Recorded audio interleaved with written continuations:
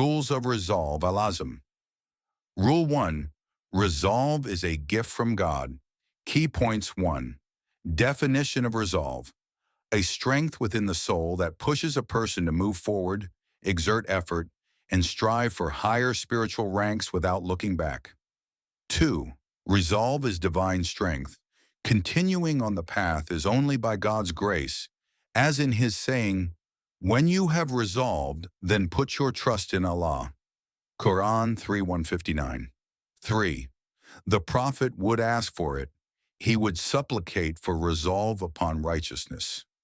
This indicates that resolve is something requested from God, not self-generated. 4. Pure divine favor. God grants resolve to a truthful servant when He sees in him a sincere intention. It is not from the servant's own strength, upbringing, or personality, but a divine gift and light. 5.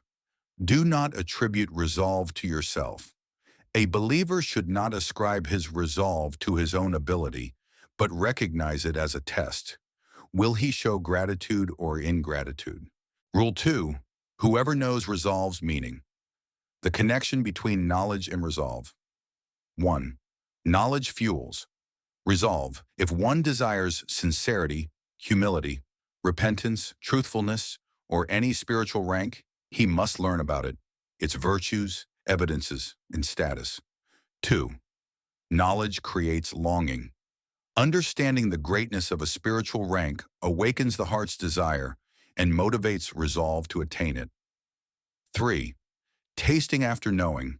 Whoever tastes a spiritual state, like sincerity, piety, love of God, or fear of God, after learning about it, will not descend to a lower level again. And if he slips, he quickly returns to that state. 4. Knowledge alone is not enough. The heart must live the state, experience it, feel its sweetness, and witness its effects, not just know its texts. Rule 3. Gathering one's strength to attain resolve.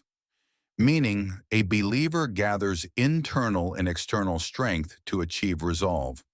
1. Ibn al-Qayyim's example.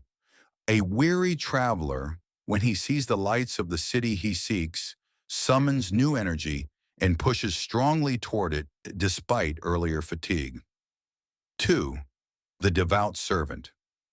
Near the end of his life, he often becomes stronger in resolve than at the beginning, because he is close to the final destination. 3. Strength in youth can be achieved through certainty in scriptural texts about spiritual ranks, such as sincerity, piety, watchfulness, etc. 4. Filling the heart completely. One should not leave any part of his heart empty of resolve. Rather, his entire being should yearn and push toward the rank he seeks. 5. The result: whoever comes to God with sincerity, humility, and correct intention, God will come to him with divine aid and increased resolve. Rule 4. The defects of resolve are 3. These are the flaws that weaken or corrupt resolve. 1. Lethargy and weakness. One of the major defects is for resolve to weaken or become sluggish. Satan then whispers that the believer cannot return to his earlier state of devotion and spiritual strength. 2. Lack of purity, non-sincerity. When the resolve is mixed with ego, self-interest, or worldly motives, it becomes defective and impure. 3. Attributing resolve to oneself. Thinking that one's resolve is due to his own intelligence, strength, upbringing, or circumstances, forgetting that it is entirely from God.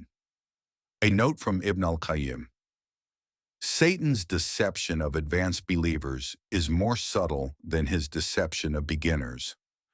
The higher a servant rises, the more hidden the defects become. Thus, he needs greater insight, knowledge, and divine assistance to remain safe.